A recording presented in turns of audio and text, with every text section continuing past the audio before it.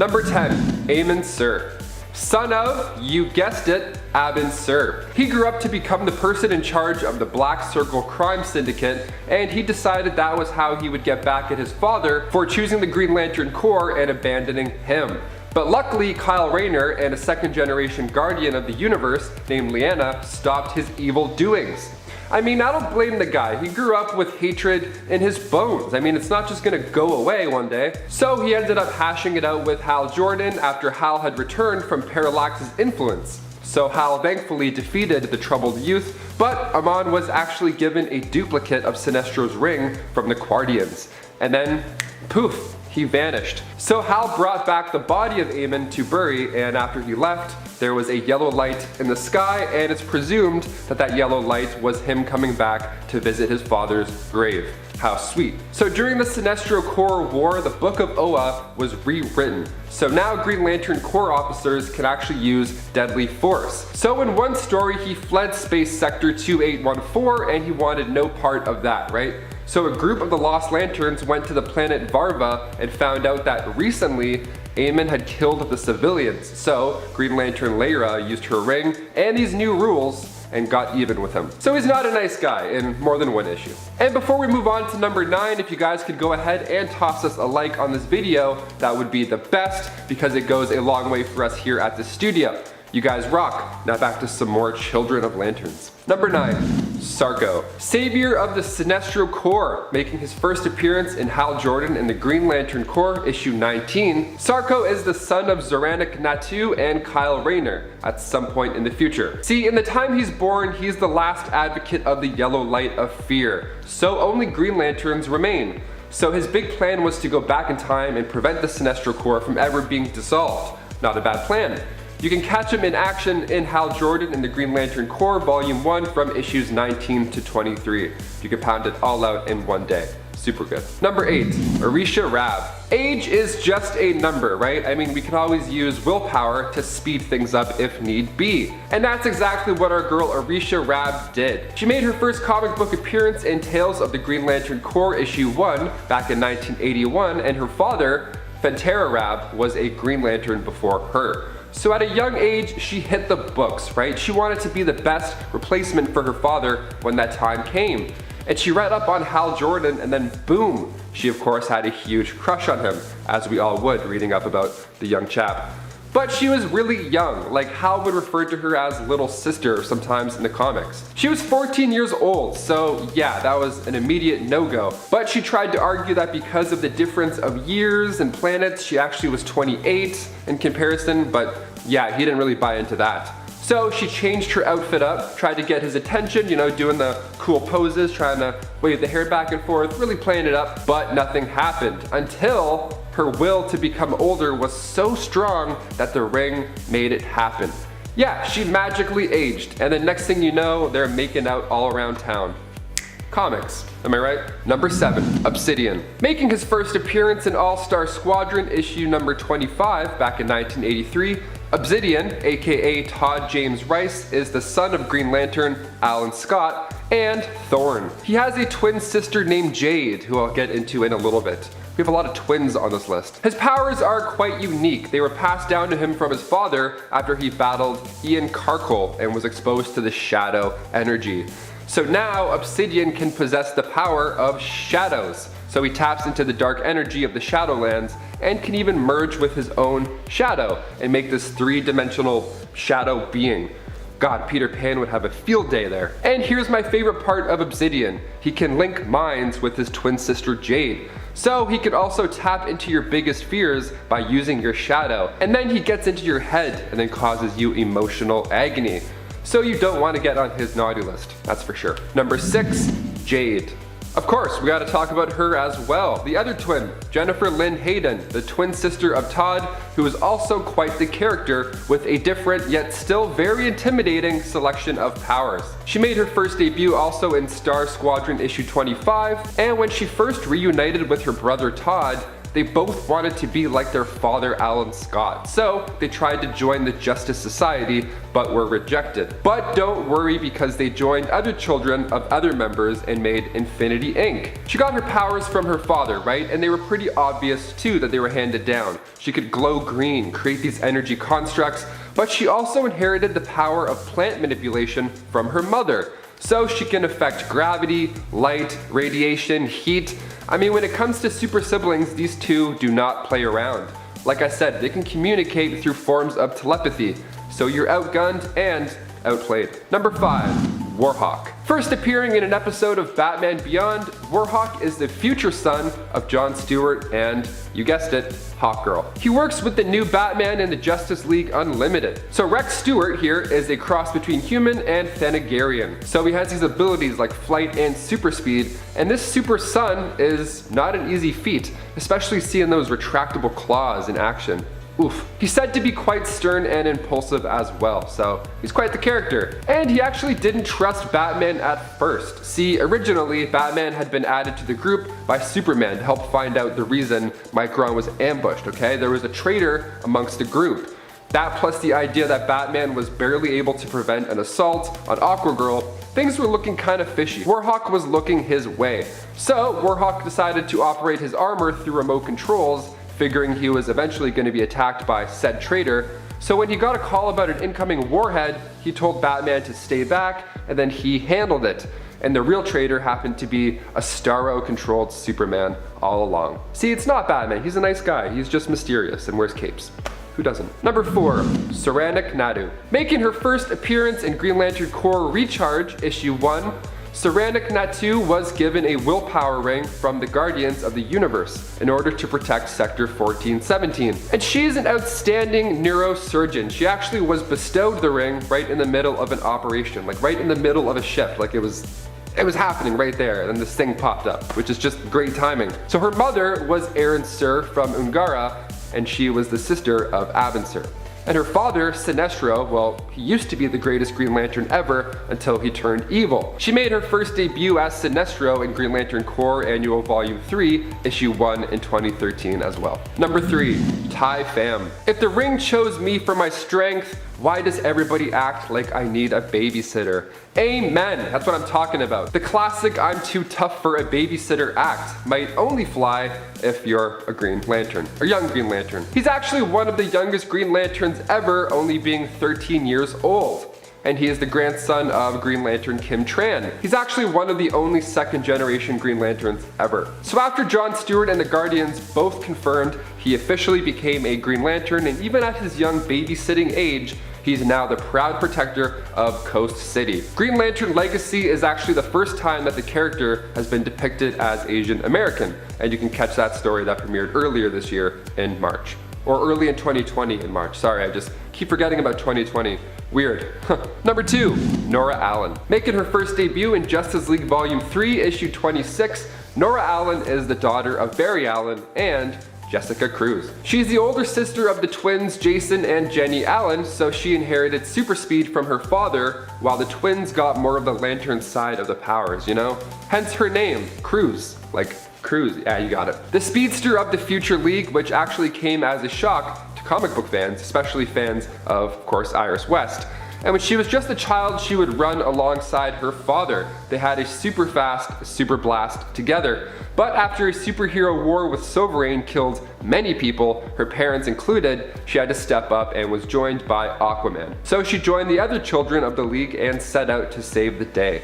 All these kids are so inspiring. And finally, number 1, the twins. Jenny and Jason Allen, who I mentioned previously, are the twins of Jessica Cruz and Barry Allen. They wear clothing with the Green Lantern symbol. See, Jenny wears it as like a scarf material that's stitched onto the front, while Jason has the logo painted onto his jacket. So no tights this time around, which we're always okay with. They're a bit different than Barry's other twins, Dawn and Dawn. See, Jason commands the red light of rage and Jenny commands the yellow light of fear, which are the same colors used by their father, the whole red and yellow, so that's fun. So the painted Green Lantern symbol is just to pay homage to their mother, Jessica Cruz, who never actually accessed any other spectrums.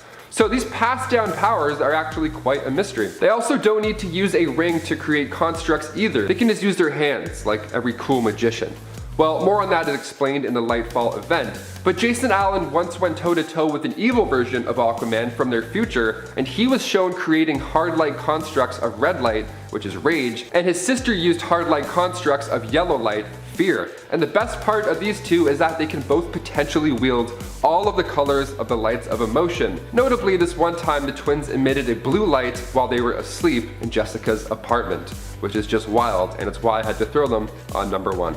We love interesting twins here. Number 10. Sierra. Sierra originally believed she was Kal-El's daughter. She told Superman as much, believing she was the daughter of him and Lois Lane from the future. A genetic test would reveal that she was telling the truth in part, and genetically was Superman's daughter. In reality, it would later be revealed that she was actually created by Brainiac to bring about the end of the world. He created her using Superman's genetic material and implanted her with the Yes virus, a techno-organic virus that when unleashed would allow him to rule the world. She was also designed to be strong enough to defeat Superman. Brainiac had also intended to use Sierra to destroy his nemesis. Once she learned of this, she decided to erase herself from existence in order to protect the world and her pseudo-father, Superman. Number 9. Van-El. Van-El comes to us from the famous Superman story for the man who has everything. He was a non-powered son of Superman who existed in Superman's sweetest dreams. Superman experienced these dreams after being exposed to an alien parasitic organism known as the Black Mercy. It drains its victims' life energy while giving them pleasant, hallucinogenic dreams. In Superman's dreams, Krypton was never destroyed and he still lived there. He was married and had a son named Von-El. Technically, if they were on Earth, Von-El would likely have powers similar to Superman, but because he and Kal-El were on Krypton, where there is no yellow sun to power either of them, they were both just normal, like other Kryptonians. Number 8. Ur-Zod. Ur-Zod comes to us from the Justice Lord's universe. He was created to be the perfect genetic heir to the throne of Earth, and to help usher in an era of peace after years of war. He was created using the genetic material of Wonder Woman and Lord Superman, but is considered to be somewhat weaker in terms of power levels than his parents. Originally, Brainiac got a hold of Ur-Zod, planning to use and raise him as his own weapon of destruction. Fortunately, he was saved by Superman from the Batman Beyond universe and taken in by their Justice League. While his inherited powers might not be as strong as his parents, Ur-Zod also has a unique ability of being able to control technology, which would prove useful later on in his fight against Brainiac. Man, Brainiac's always making all these fake children.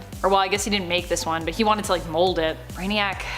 Brainiac's always up to no good. That's what I'm learning from this list. Number 7. Lara Lane Kent. Lara Kent is the unborn daughter of Lois Lane and Superman in the Injustice universe. In a dream that Superman has during year 3, we get to see what her life would have been like had that fateful day gone differently for Superman and he hadn't been made to kill his wife and unborn daughter. In this alternate dream reality, Lara is raised by both her parents, her first word notably being mom. When her powers begin to manifest, she is taught by her father and his friends on the Justice League about how to use them. Lara at one point as a young adult looks down at the Earth with her father from space and wonders if the fighting and crime will ever stop. Her dad tells her that they could, if they wished, use their powers to enforce order to save the humans of Earth from themselves, forcing them to have peace. But Lara teases her dad, responding that he sounds like a B-grade villain saying that. Instead, Lara ends up working as an ambassador for the League, helping everyday people to learn how to fight for themselves, instead of just always continuing to have superheroes fighting for them. Number 6. Ariella Kent. Ariella Kent is the daughter of Linda Danvers, formerly Supergirl, and Earth-1 Superman. Ariella lived happily with her parents, presumably until the Spectre informed Linda that she needed to return to her own parallel reality. If you're wondering if it's creepy that Supergirl and Superman have a child together in an alternate timeline, it kinda is if you just hear that without context, but with context, it really isn't that creepy. Linda Danvers is not a Supergirl who is related at all to Clark Kent, not even in her own reality, and even if she had been, which she isn't, this Clark Kent was actually from a different alternate Earth altogether. So no, they're not related. After Linda returned to her reality, Spectre agreed to allow her daughter to live. Ariella, as a 6-year-old girl, was supremely powerful, but didn't have the maturity to wield her powers wisely, because she's just a little kid. She was capable of time travel and mostly traveled through space, playing and unknowingly creating mass destruction wherever she went. That's what happens when you're a kid that is that powerful. You just play with planets and blow them up. Yikes. Number 5. Joel Kent. Joel Kent comes to us from Earth 3839. There he was the son of Superman and Lois Lane. However, while Lois was pregnant with Joel, she was exposed to gold kryptonite by the villains Joker and Lex Luthor. This caused her son to be born without any powers. Lex used Joel's shame to his advantage, claiming that Joel's father was the one responsible for this. Lex said that Superman had exposed his unborn son to gold kryptonite on purpose, fearful that his son would become even more great than him. This seeming revelation caused Joel to become more detached from his family, thinking of Lex as more of a father than his own father. He also became more cruel over time. Eventually, he became a villain to his family, accepting a serum that Lex said would restore his powers. Number 4. Kara Kent Wayne. Kara was the daughter of Superman and Lois from the same alternate Earth of 3839, born 3 years after her brother. She herself had superpowers similar to her father's, though weaker due to her hybrid human and Kryptonian physiology. Kara would grow up to become a hero and take up the mantle Supergirl, and ended up falling in love with the newest Batman, who was actually Bruce Wayne Jr., the son of the original Batman. Bruce Jr. took up the mantle of Batman following the previous Batman, Dick Grayson's, death. At Kara's wedding, her brother Joel showed up, having received powers from the serum Lex Luthor had given him, and attacked his family, killing Kara. Number 3. Jonathan Lane Kent. I love that throughout Superman stories we get to see how powerfully good the super family can be and how powerfully evil they can potentially be as well. Bottom line, either way you slice it, they're powerful. John Lane Kent is the son of Superman and Lois Lane from an alternate future. It was believed that he had died due to an irreparable medical issue with his DNA. Shockingly, it was later revealed that the villain Harvest managed to actually save John, taking his body to the past and resurrecting him. Harvest had his own plans for what John would become and turned him into a villain, using him as a weapon to destroy all metahumans. John is more powerful than his father, sharing his powers, but also possessing the ability to turn invisible. It's later revealed that the original Superboy Kon-El was basically a clone of John, and not Superman like we originally thought.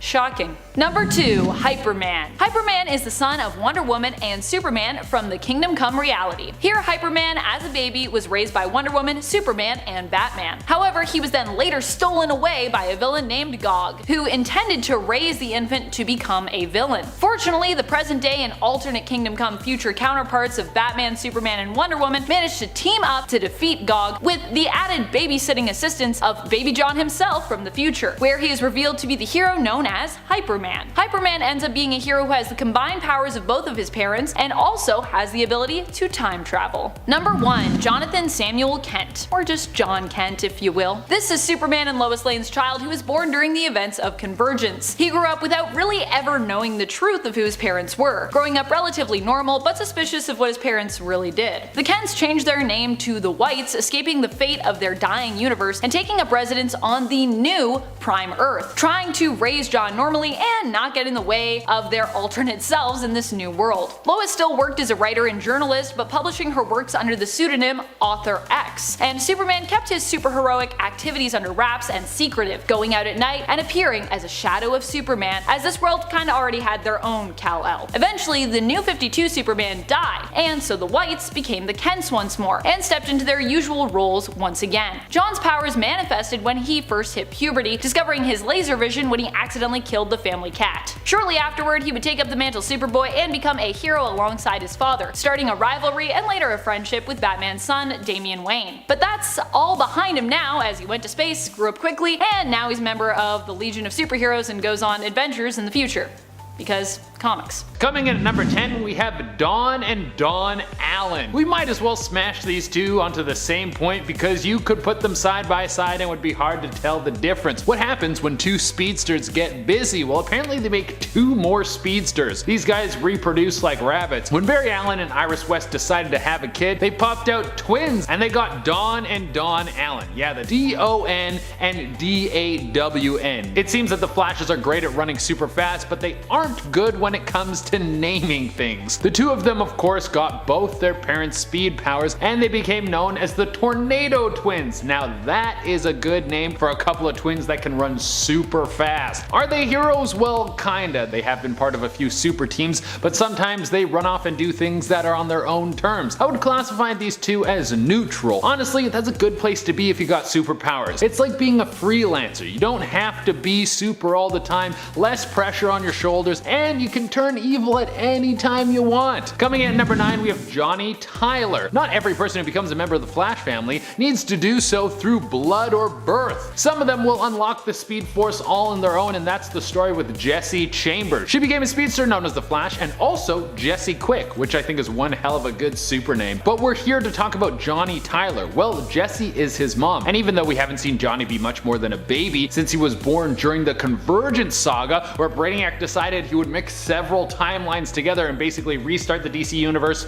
again, we might get to see Johnny Tyler in the future as a new Flash that comes in to save the day in the moment of crisis. That's a good way to intro a new character. And there was something very interesting revealed about people who used the Flash Force while Jessie was pregnant with Johnny. She started to lose her powers. They came back after she gave birth, but during the pregnancy she was slowing down. I guess that's the body's way of protecting a baby. I don't know if running so fast you rip through time is good for a developing fetus. Coming in at number 8, we have Jenny Ognetz, one of Barry Allen's many grandkids, and she is a powerful one at that. As a teen, she seems to have a great understanding of the Speed Force and can take down some of the toughest villains of her era. She has even been strong enough to become a member of the Legion of Heroes at a very young age. Coming in at number 7, we have Jay West. Could you imagine that you're such a powerful teen that you're manifested in the Dark Universe? Well, that's pretty much Jay West. Jay West is the son of Wally West, and through his father's fears and powers in the Speed Force, he was created in the Dark Universe. This was because Wally was so afraid that he would never see his family again. The future of this young speedster is unknown at this point, but there was a future that Dr. Manhattan saw that had Jay become a powerful hero and eventually the Turtle. The Turtle is of course one of the arch enemies of the Flash because he has the ability to drain the Speed Force from the Flash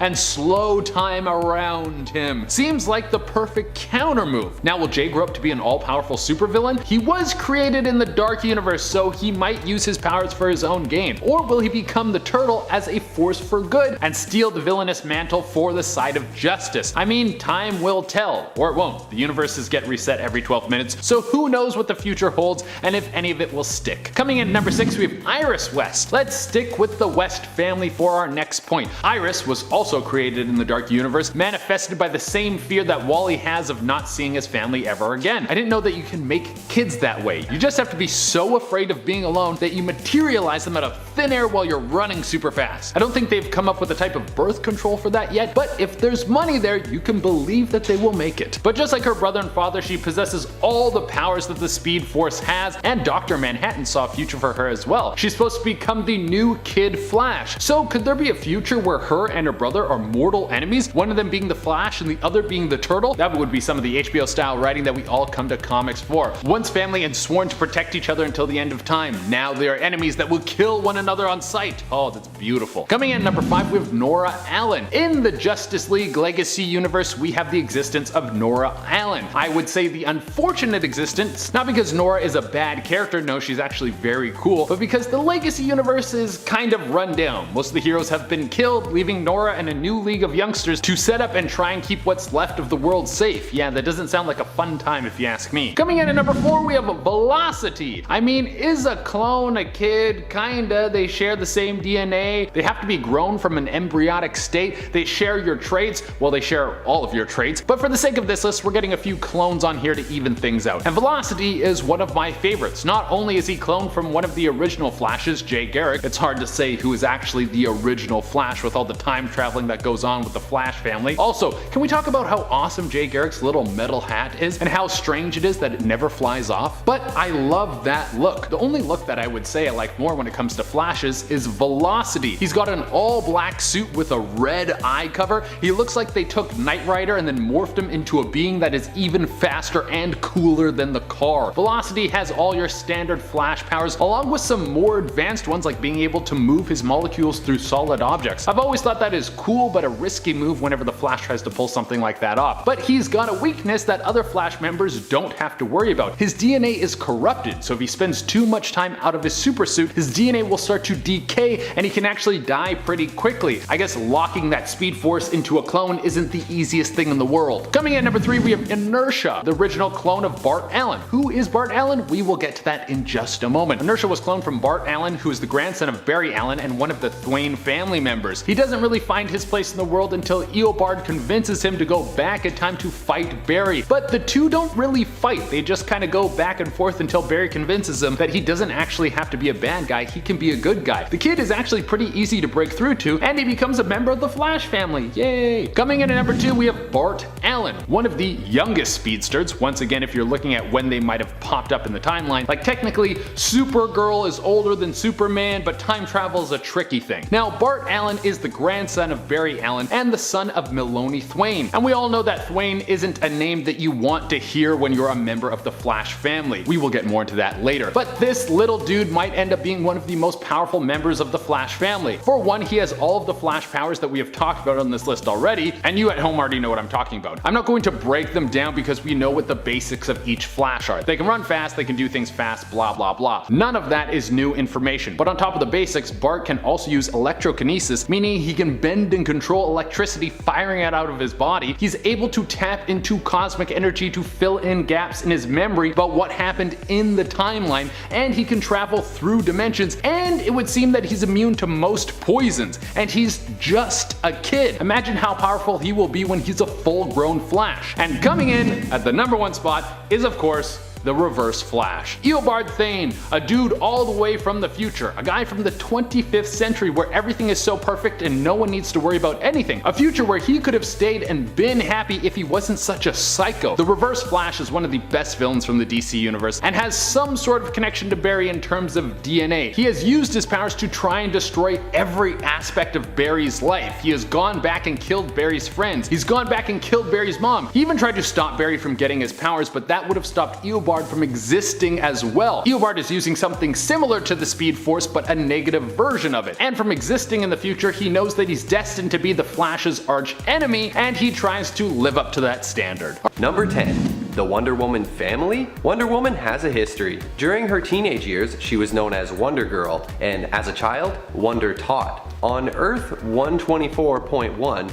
advanced technology allowed for all 3 versions of Wonder Woman to exist at the same time. They frequently appeared together as the Wonder Woman family, along with her original mother, the Wonder Queen. Wonder Girl is introduced in Wonder Woman number 107, and later in issue 113 they introduce Wonder Tot. After asking comic fans to write in letters if they like what they're seeing and they want some more, the creators got a lot of positive feedback and thus created the Wonder Woman family in issue number 124. While not technically Wonder Woman's babies, they definitely deserve a mention. They had a great run until issue number 158, at which point writer Robert Kanigher summoned the entire supporting cast of the Wonder Woman comic to his office to let them know things were going to be going in a new direction. That actually happens in the comic. Number 9. Hippolyta Trevor, aka Fury. First appearing in Wonder Woman number 300 in 1983.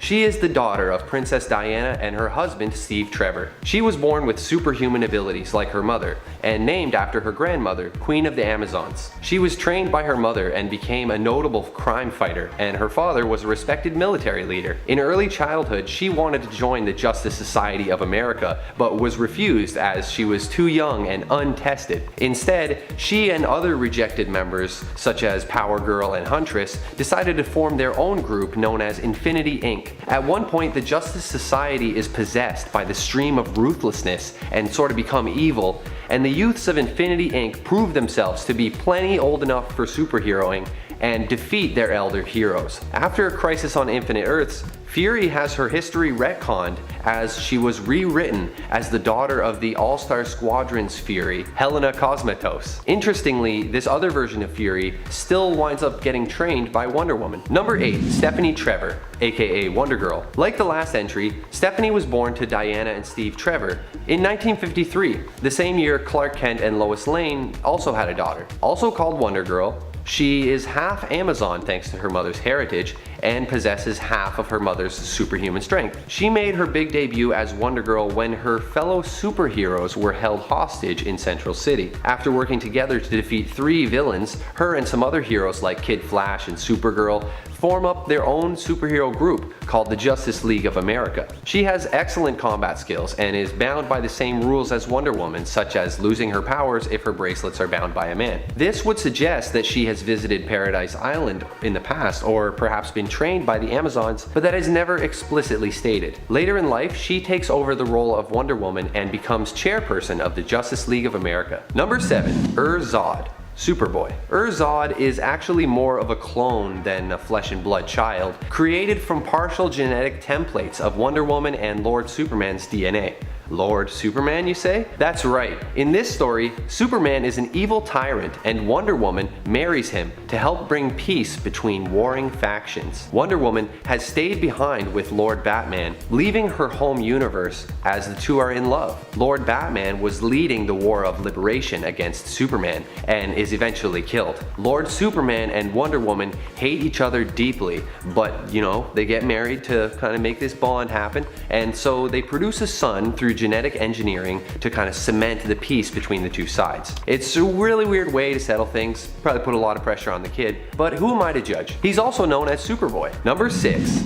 Jonathan Kent II. Jonathan is the son of Wonder Woman and Superman in a reality known as the Kingdom. John was kidnapped on the day of his birth by Gog, who went back in time to destroy Superman at various points throughout history. Gog held Jonathan hostage inside a chunk of kryptonite, and though he is later rescued by Superman, Batman, and Wonder Woman, he seemed to vanish, and the gang felt like their efforts time traveling to save him were in vain. However, he actually just slipped into hypertime, where he was watched over by an older version of himself, who is now the guardian of hypertime. It's like manifest destiny. After this revelation, the infant Jonathan was returned to his parents so that they could raise him to become the hero that they have already bore witness to. Number 5. Etta and Vicky Trevor. These two appear in Wonder Woman Amazonia in 1998. They're only children in the story, and they only appear in a couple of scenes, but they're still Wonder Woman's children. This is a tragic version of the beloved Wonder Woman story. When Diana was only 3, a Royal Air Marines squadron led by Captain Stephen Trevor crash lands in the ocean, and they discover Paradise Island. They slaughter the Amazonians and take Diana away, who is later sold to a workhouse. She grows up on the streets of London in a poor district. Later in life, Stephen Trevor, wicked and evil in this universe, takes her in off of the streets and into his museum of oddities, and he also marries her. He was abusive and unkind to her. She once saved the life of King Jack Planters, and later adopts the heroic persona of Wonder Woman, secretly organizing a resistance against Jack the Ripper and his men, the cruel King Jack of England, a misogynist who suspended women's rights and established a harsh patriarchy. It's a seriously dark alternate universe. She eventually takes down the evil king and her crappy husband, who ends up going insane, and she marries the king's son later, Prince John Charles. It's a real roller coaster. It sort of has a happy ending. Number 4. Donna of Amazon, aka Fury. This is Fury's new and improved version from DC's New 52. Her name is Donna, daughter of Wonder Woman and the new god Steppenwolf of Apocalypse. She is the last of the Amazons, as all the rest of them died during the invasion of Earth 2. She acted as Steppenwolf's main enforcer until Mr. Miracle convinces her to join forces. She is super powerful, having gone toe-to-toe with Big Barda and even Supergirl. After the events of Convergence, she becomes the Wonder Woman of Earth 2. She's a little more violent and warlike than her mother. At the end of Earth 2 society, she uses Pandora's box to reshape Earth 2 into a classic Golden Age era World War II setting, but with fancy technology and the absence of any international crises or supervillains. Number 3. Lara. First appearing in March 2002, Lara is the future Supergirl, daughter of Superman and Wonder Woman. She has both Kryptonian and Amazon powers inherited from her parents. She grew up on Paradise Island, not knowing much of her father, as her parents wanted to protect her from the likes of Lex Luthor and Brainiac, as Superman knew they would wind up trying to control her. Later in life, she does eventually reveal herself during an open war against Brainiac, and she helps to defeat him. She played a pivotal role in the battle against Quar, tossing him directly into the sun to prevent him from performing a nuclear self-destruct that would likely have destroyed the entire Earth. 2 months later, we discover that she actually survived this event and is living with her brother in downtown Metropolis. Number 2. Bruce Kent. Bruce is the son of Superman and Wonder Woman, and appeared in Superman Distant Fires in 1998. He became the last son of Earth, as he was sent off into space by Superman using a makeshift starship at the end of the whole story. Superman Distant Fires features a world in conflict. Armageddon has occurred, with entire populations wiped out, and radiation has robbed Earth's heroes and villains of their superpowers. Clark Kent is one of the few survivors of this apocalypse, fighting off giant rats and atomic mutants without any superpowers. He eventually meets another group of survivors that includes Flash, Bill Batson, and even the Joker, who has been cured of his insanity as everyone has lost their powers. Wonder Woman is there too, and the two are married and have the child Bruce together. Number 1. Hunter Prince. Hunter was birthed by Wonder Woman, but fathered by the Darkness, a cosmic force that comes to Earth after the Kindred battle against the Justice League. Hunter was adopted by Superman and Lois Lane, who Diana trusted the most to protect and love her son. Hunter, however, thinks that he was given away for being a boy. He was raised by the Kents and trained with them, as well as some other super children. The Darkness eventually starts devouring the world though, and Diana simply can't contain it. The superheroes decide to hide their children on Mount Olympus, which was abandoned by the Olympian gods, and the Kents are then killed by the Darkness. When Hunter later emerges, he finds a desolate world and does what he can to help those who remain. Later, he travels back in time 20 years to seek help from the Justice League, eventually reuniting with Diana and confronting her about abandoning him. And Superman allows him to stay at his home. Kicking off the list at number 10, Bruce Wayne Jr. Superman's girlfriend Lois Lane. In issue 89, we see the front cover and it's Lois Lane marrying Bruce Wayne. It rhymes, so you know it's a good one. And then to the left we see Superman, and he's just thrilled. He's awesome. He's glad to be there. So we have an upset Lois Lane right off the hop. She's pissed at Superman because he keeps going on these secret missions with Wonder Woman. And then on the same page mind you, just a little bit lower, it shows her with Bruce Wayne, and she's loving it. She's like, damn, Bruce is attractive. What? She's like on his shoulders, they're wakeboarding in the sunset. It's beautiful. So naturally they have a baby. I mean, come on, Bruce rocking the green Speedo. Obviously. I love this issue. Superman is like, hey dude, no sweat. You actually have my blessing. Go for it. You got it. Then the next panel he's like, oh, I blew it. Shit. It's so good. The baby, of course, being Bruce Wayne Jr. And before we go on to number 9, guys, if you haven't already, please give this video a thumbs up, because every time you do, somebody here grabs my shoulder and says, good job. And then I smile for hours, so help me smile. Plus it helps us here at the studio too. Awesome, thanks. Okay, over to Huntress. Number 9, the Huntress. Making her first appearance in All-Star Comics issue 69, nice, back in 1977, Helena is a badass lawyer for Cranston, Grayson, and Wayne. But of course, that's not all. Earth 2 is home to the daughter of Batman and Catwoman. When she was only 19 years old, her mother, Selena Kyle, who used to be Catwoman, died in a tragic mishap. And to add insult to injury, literally, the henchman, Silky Cernak, was the reason behind a photo that came out that shows Selena Kyle as Catwoman murdering a police officer. So of course, Helena was pretty pissed and wanted to go make things right. So she took a page out of her parents' book and became the Huntress. She went after Silky Smooth Cernak and got him arrested. And her mother, turns out, didn't even kill anybody. That photo was tampered with. Hashtag photoshopped. She kept the suit and attitude and eventually wound up on the Justice Society of America. See, if you want the truth, guys, you just gotta get a super persona and then throw bad guys in nets. It's that easy. Number 8, Damian Wayne. The son of Batman and Talia al Ghul made his debut back in Batman, Son of the Demon in 1987. And he was perfect. I mean, genetically speaking, he was perfect. He was born from an artificial womb and he was supposed to join the League of Assassins and be a great warrior. That was his life, just laid out. There you go. Which doesn't sound like a bad itinerary. Having a powerful skill set in martial arts before he was even a teenager, Talia al Ghul explained who he was and then left him with his father, Batman. I mean, she was hoping that this would cause problems for Bruce, and then that this would disrupt Batman's work. You know, getting the little one to spy on Batman, stir up some shit with Tim Drake. He was actually quite eager to replace Tim Drake as Batman's wingman, so troubled Damian Wayne grabs another Robin costume, added some cool League of Assassins gear, and then takes out the villain Spook. Does he arrest him? Report his Instagram? No. He actually cuts his head right off his body. So that's certainly one way of serving up justice. Guy's wild. At one point, he even ended up sucker punching Tim Drake off of a T-Rex model, not a real T-Rex.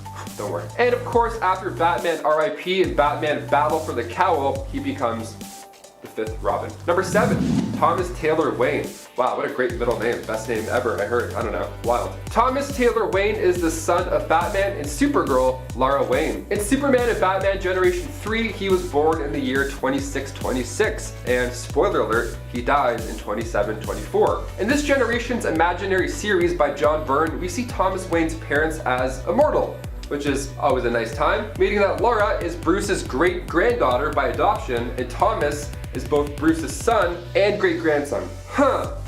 Wow. Number 6, Ibn al-Zufash. Definitely messed up that name, but we're doing our best here. It translates to Son of the Bat. Making his first appearance in Kingdom Come issue 2, Mark Waid and Alex Ross did such a good job. The artwork is absolutely stunning in this epic series. Ibn is the son of Batman and Talia al Ghul. See, Talia kept Ibn as a secret from the Dark Knight. Then later on in life, he basically had to choose what kind of lifestyle he wanted for himself. You know, either go the way of his grandfather, Ra's al Ghul, or follow the steps of his father, Batman. Now, of course, he chose the Bat and took his own grandfather down. That a boy, nice. One time I told my family my grandpa was smoking inside and then I got grounded. So sometimes it works, sometimes it doesn't. Glad it worked well for him. Awesome. Ibn played a little differently though. I mean, he used his grandfather's resources to do good. He eventually winds up falling in love with Nightstar, daughter of Dick Grayson, and Starfire. Number 5, Damian Wayne. Brave and the Bold edition. There we are. Damian Wayne is the son of Bruce and Catwoman, but this time in the Knights of Tomorrow, where he's voiced by Patrick Kavanagh and Diedrich Bader. So while Bruce was looking at baby Wayne, Bruce realized that his son would one day have to take on crime lords. That's so funny to me. Like, superhero context aside, just looking at a baby and being like, oh yeah, you're gonna punch like 900 people in the throat one day. I can see it. It's amazing. After witnessing the death of his parents, he grabbed one of the 2 Robin outfits on display at the Batman Museum, and Bob's your uncle. You know the rest. Number 4, Bruce Wayne Jr. Coming straight from one of the most wild comic book issues ever, we have Batman and Captain America. That's right. Back in 1977, we see Bruce Wayne Jr., the son of Batman, and, well, we don't really know who the mother is.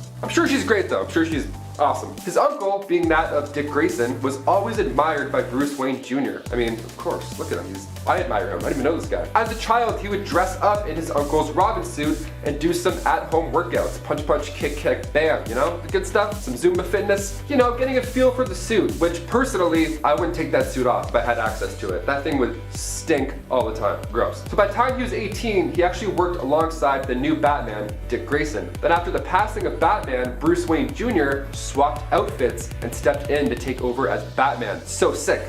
Kind of like in Santa Claus when Tim Allen puts on the suit. It's go time. Also, this issue has the smoothest transition when Captain America first shows up. It goes from Batman and Robin jumping out of the way from a bomb, and then cuts to Cap in an explosion with him, like the same kind of fire. Little details like that just capture me. So good. So good. Number 3, Terry McGinnis. Alright, imagine you're going for your flu shot and then it turns out it's actually not a flu shot and it's actually Bruce Wayne's DNA. I mean, after I got the flu, I would have some questions, that's for sure. And I can like chop people in necks. Like, what's going on here? I feel sick, but I'm great at backflips. Project Cadmus director Amanda Waller was out looking for an eventual replacement for Batsy. So she figured she'd get started on Project Batman Beyond. And the key, well, Batman's blood samples left over from his altercations. That mixed in with some nanotech solutions, bam, we have the DNA of Bruce Wayne. So she was out looking for the perfect couple to, you know, force this life onto, and then found that the McGinnis household was perfect. So Ward McGinnis goes for a flu shot, and then he doesn't even know he's soon going to be the father of a biological Bruce Wayne. Surprise, it's a boy.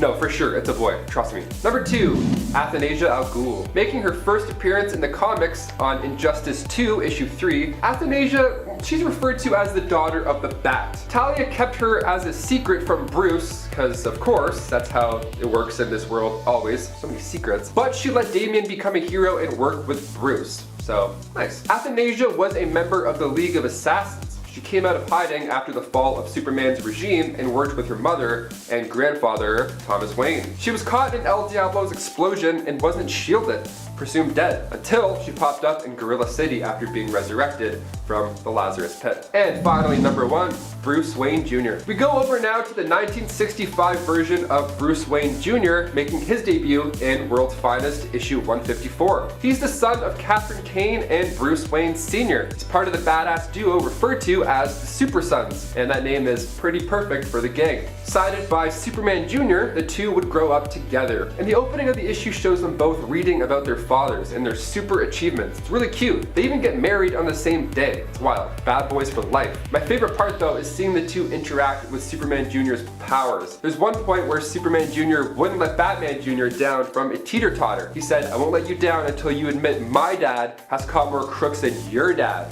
The classic "my dad can totally beat your dad up" scenario. The Super Sons eventually figured out their existence was a sham, and they were just a computer simulation all along. But aren't we all in a simulation? Kicking off the list at number 10, Jade, aka Jennifer Lynn Hayden. She made her comic book debut in All-Star Squadron issue 25 back in 1983. She is the daughter of Green Lantern Alan Scott and Rose Canton, aka Thorn. Now after conceiving their children, Rose fled, fearing that she would harm them, right? So she gave them up for adoption and they were separated. Jenny Lynn, aka Jade, was adopted by a couple in Milwaukee in the suburbs. She didn't know she had a twin brother until her late teens. Surprise, nice. Once the two of them met up, they tried to join the Justice Society, but were rejected. But have no fear, the two of them joined other children of Justice Society and then formed Infinity Inc.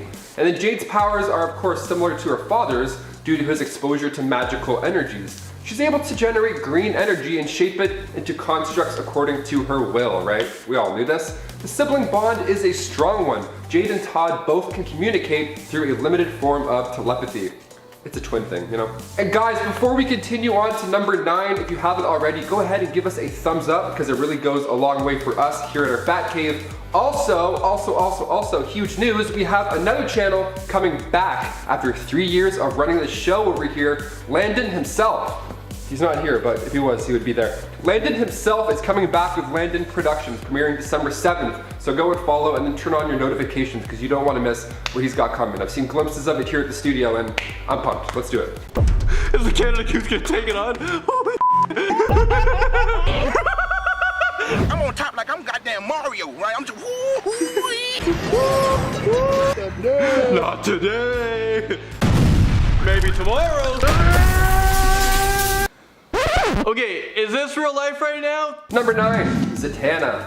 Appearing for the first time in Hawkman issue 4 back in 1964, Zatanna is the daughter of Zatara. She's a stage magician and she's really good. Like, really good, because you know, she has actual magic abilities. So she makes a pretty decent amount of money with these shows, which makes sense. I mean, if I had these powers, I would do the exact same thing. David Blaine who? Bye. Her father helped out the Justice Society and the Justice League of America numerous times. He was like the magic guy on the team, although Zatanna got the official membership. She gets her deeds done by speaking her spells backwards. Her mother is quite noteworthy as well, I'd say. So Zatanna thought she had died in a car crash after her birth, but actually she's a Homo Magi, a race of magical humans that coexisted alongside Homo sapiens. And her name is Cindella. She's from another dimension. How neat. The classic made you think I was in a car accident so I can fulfill my destiny with my own magical species scenario. Nice, classic. We've all been there. Number 8, Lord Chaos. Making his debut in New Titans Annual issue 7 back in 1991, Lord Chaos is the son of Donna Troy and Terry Long.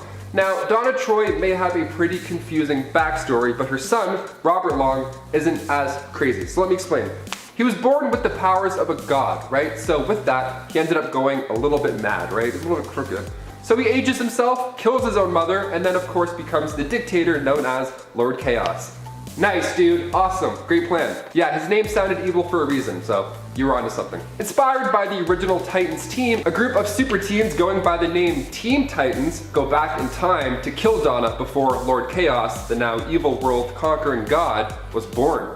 Not a bad idea. We love time travel, let's do it. But here's the fun part, Lord Chaos goes back with them in order to prevent them from killing his mother / him. Gotcha, there he goes. So Robert was still born, but thankfully the Titans of Myth stepped in and stripped the mother and child of these godlike powers. The Titans of Myth bringing along Lord Chaos, stating he will either learn or cease to be. Learn or cease to be. This sounds like my grade 12 math teacher. He'll either learn or he'll cease to be. Now look at me, ceasing to be. Sorry, Mr. Lake. Number 7, Maxine Baker. The daughter of Buddy Baker, aka Animal Man, has quite the abilities. In the pre-Flashpoint era, Maxine Baker wasn't a huge character, right? But she of course picked up some of the powers from her father, those powers being the ability to tap into the life web and control it.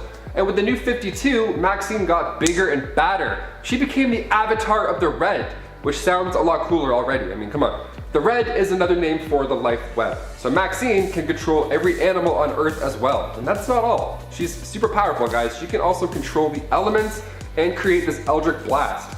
It's no wonder most of the time people are trying to get a handle on her powers. I mean, even she struggles with them. Controlling animals would be a sweet gig, eh? Imagine the practical jokes. Oh my god. Number 6, Thunder. Making her first appearance in Outsiders Volume 3, Issue 1, Thunder is the daughter of Black Lightning and Lynn Stewart. So Anissa Pierce had a pretty nice deal with her father, okay? The deal was that if she graduated from college, only then can she consider a career in crime fighting. And the night of her graduation, that is exactly when she donned the costume. It didn't take long for her to get approached by Red Arrow, who offered her a position in the Outsiders. Her father though, her father is like, no, you have to resign from these crazy people, I don't like this. And of course she said, no way, Jose. And then, when Savick came sniffing around again, her father actually helped the team out and her. And this was a cool time. This was the first time they had actually seen each other in action. What a moment that would be, eh? So Anissa was trained by Nightwing in combat, nice. She's a trained doctor, nice, hence the whole education before kicking ass deal. That plus her abilities to increase the mass of her body and become like immovable and super strength. Look out, you're toast. Number 5, Dawn Allen. You can probably guess this one by the name, yes. The daughter of super speedster Barry Allen, aka The Flash. She made her comic book debut with Adventure Comics 373. She's a fun one. She's actually born in the future during the first crisis. See, this was in the 30th century before the Legion stuff in the 31st century, right? So they had to hide their powers. They also go by the name of the Tornado Twins for good reason. They both obtained a small amount of super speed from Barry. So they rescued Wally West and it was so badass, like they knew what they were doing. Just because they aren't as fast doesn't mean that they don't know how to get the job done. So the twins worked side by side and when they combined their efforts, they were unstoppable. I mean, just these two crazy tornadoes coming at you. I mean, can you be more intimidating? I don't know. Number 4, Bruce Wayne Jr. He's part of the Super Sons, so I have to include him in this list, obviously. Bruce Wayne Jr. We go on over to the 1965 version of Bruce Wayne Jr. making his debut in World's Finest, issue 154. He's the son of Catherine Kane, and as you could have guessed, Bruce Wayne Sr. Yep. He's part of a duo called the Super Sons, and that name is pretty perfect for the gig. Definitely belongs here. Cited by Superman Jr., the two grew up together. I mean, the opening of their issues show them both reading up about their dads and all their crazy achievements. They even get married on the same day. I mean, these are life goals. I mean, I hope me and my super buddies do this one day. Or just me and my buddies get married one day, that'd be nice. My favorite part is seeing the two interact, right? Like Superman's powers, there's one point where Superman's not letting baby Batman down from a teeter-totter. And he's like, nah, I'm not letting you down till you admit that my dad's cooler than yours. And he's like, alright, I guess. And comes back down all shameful. Bruce Wayne Jr. actually grew up forgetting about his father's identity somehow, and then when he was reminded of it, he tried to capture a crook while disguised as Batman. I mean, yeah, if my dad was like, hey, I'm Batman, I'd be like, okay, what size is that? I can probably squeeze in there. It didn't go well for him, you know, the first shot. He didn't gather any evidence. He just went in raw. It wasn't great. So after an argument with his father, Bruce Jr. left to meet up with his other man, Clark Kent Jr. See, they're homies. They don't go too far for a reason. I would watch a buddy cop show with these two just saving people and smashing things up, but they have to be kids. They have to be moody little kids and they have to require little super naps in the middle of heated battles. That's the deal. Number 3, the Huntress. First appearing in All-Star Comics issue 69 back in 1977, Helena is a lawyer for Cranston, Grayson, and Wayne, but of course that's not all. Earth 2 is home to the daughter of an older Batman and Catwoman. That's right, when she was only 19 years old, her mother, Selena Kyle, now a retired Catwoman, in the future, died in a tragic mishap, right? Now to add insult to injury, this henchman, Silky Cernak, was the reason behind this photo that just popped up that shows Selena Kyle as Catwoman murdering a police officer. Not a great photo, not cool. If TMZ was around, they'd be like, oh my god, trending, BuzzFeed, let's do it. This is wild, right? So of course, Helena was upset and wanted to make things right. So she took a page out of her parents' book and became the Huntress. She went after Silky Smooth Cernak and got him arrested. Awesome. Her mother ended up being okay after all. Don't worry, yeah, it turns out she didn't even kill anybody. The photo was tampered with the whole time. Bad guys doing bad stuff. She kept the suit and eventually wound up on the Justice Society of America. See, if you want the truth, kids, you just gotta get a super suit and, you know, wrap some dudes in nets. It's easy. Just make them talk. It's easy. Number 2, Dina Drake, Black Canary. Flower shop owner by day, superhero at night. The classic life thing. She would work alongside Larry Lance before marrying him. How cute. I mean, he died by the hands of Aquarius, and then that forced Dina to move from Earth 2 to Earth 1 to start a new life, but cute nonetheless. But have no fear, it was in doing this that she met Green Arrow, and they of course hit it off. She has this really awesome ability called the Canary Cry, which is what I do when I, don't get what I want. Where basically she just screams really loud, knocking back her foes. It's a great combo with her fighting skills. Her origins are a little confusing. So before the Crisis storyline, there was a 1983 issue that had Starman taking Black Canary to the Thunderbolt dimension, okay? Where she sees a coffin containing Larry Lance and herself. Yeah, here's the scoop. So in the Justice League of America issue 220, it's revealed that Dina and Lance gave birth to a daughter. That daughter was cursed by a magician. The curse being that the child has an ear-piercing scream, so this baby was brought to the Thunderbolt dimension and then was made to believe that her parents were dead. And finally, number 1, Superboy, also known as Connor Kent or Con-El, made his debut in 1993 Adventures of Superman issue 500. So Superboy was created to essentially be a replacement for Superman, right? And they didn't ask me, how rude. So after Superman died fighting Doomsday, knocking him out, Project Cadmus then used Kryptonian DNA to make Superboy. So he's the son of both Lex Luthor and Clark Kent. What a weird combo. They wanted a new hero, they wanted to feel safe, so why not just make a clone of Superman? Easy peasy, right? It sounds fine. Cadmus wasn't able to get Superman's DNA, so they grabbed a human clone, made it look like him, and it turns out if you put a clone near the grave of a dead superhero, you absorb some powers. So Superman's bioelectric aura was absorbed by the clone and thus was given tactile telekinesis, which means you can simulate the powers of Superman for a small amount of time. He even rocked a high-tech visor to solve that problem, He was cool looking, he knew what he was doing.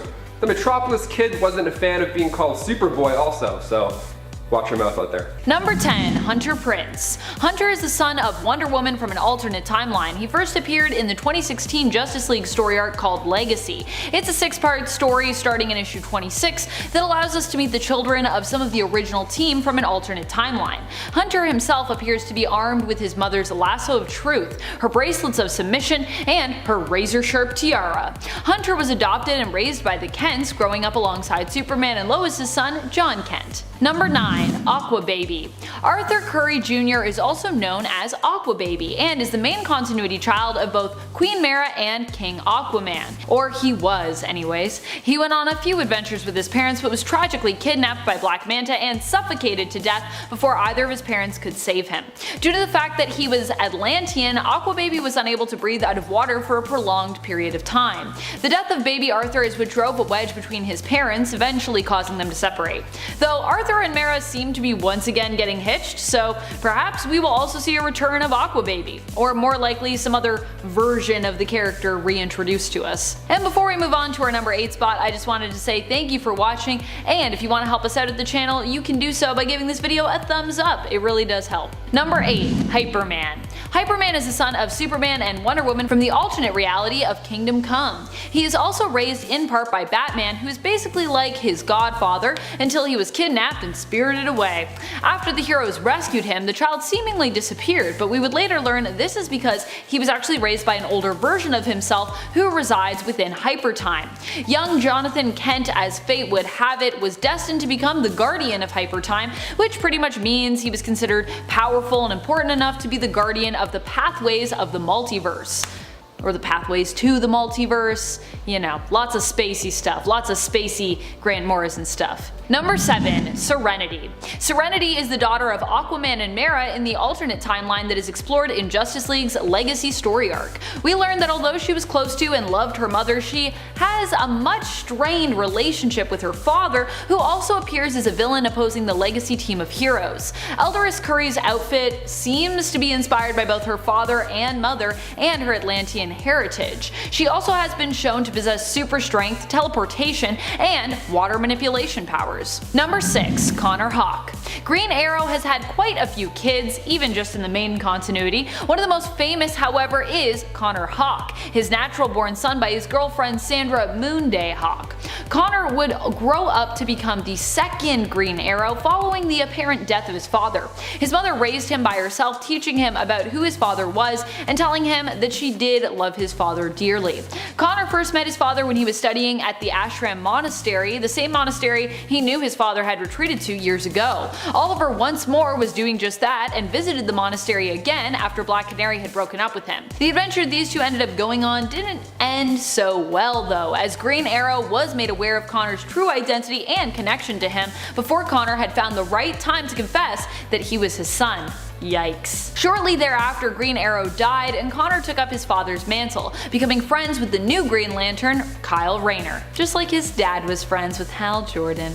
And so cute. Number 5. Warhawk. Warhawk is the future son of Green Lantern John Stewart and Hawkgirl from the dceu, DC Animated Universe. He first appeared in the animated series Batman Beyond and was created by Paul Dini and Alan Burnett. Warhawk's real name is Rex Stewart, and he was named after one of John's friends from the military, Rex Mason, who would later become the Element Man, Metamorpho, in the DCAU. In an alternate timeline, Warhawk is shown to have teamed up with Static and future Batman Terry McGinnis, as well as old Bruce Wayne. Number 4. Cruz. The crazy thing about Nora Allen is that she isn't even the only child to come from these two League members. Nora Allen is part of the Justice League Legacy team, which Hunter Prince is also a part of from an alternate timeline, which Hunter Prince and Serenity of course are also part of from an alternate timeline. She is the daughter of Green Lantern Jessica Cruz and Barry Allen, aka The Flash. It's kind of a strange pairing, but definitely an interesting one, and one that's sort of been foreshadowed before, but I always just think of Iris, so that's just me. Nora and Hunter also appear to be in a romantic relationship in the Legacy story in which they both appear. Nora can tap into the Speed Force but does not seem to possess a Green Lantern ring like her mother. Number 3. Fury. Originally, Hippolyta Trevor was known to be the daughter of Wonder Woman and Steve Trevor, born from their marriage and first appearing in Wonder Woman issue 300. Weirdly enough, one of the first interactions we see with her and her mother is her training with a giant metal ball and asking for advice from another version of Wonder Woman who is also joining Diana and Steve for dinner and is currently the main continuity Wonder Woman. The Wonder Woman that is Lita's mother is from Earth 2, the original Wonder Woman in terms of comic continuity. I also love older Wonder Woman in this with her like gray streak in her hair.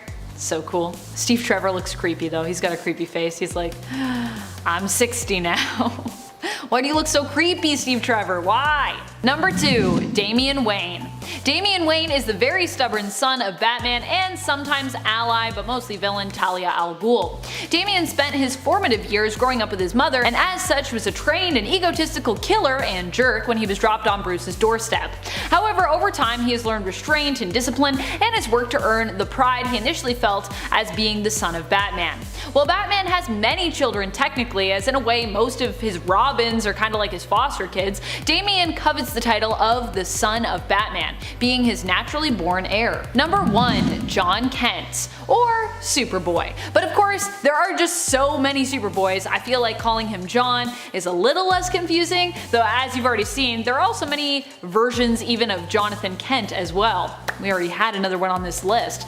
This version is kind of the son of Superman and Lois though. He was born during Convergence, and he as a baby and his parents later ended up living on a different Earth than the one that they originally inhabited because of the New 52 reset. As there were already a version of Superman and Lois Lane on this Earth, they decided to go undercover to avoid getting in the way and adopted the surname White for a time. They were the Whites. John grew up relatively normally but was always somewhat suspicious of his parents' activities. Eventually, the cat was out of the bag when John's powers manifested, and his parents told him the truth about who they really were. The cat wasn't just out of the bag though, the household cat was also accidentally killed by John's heat vision. So yes.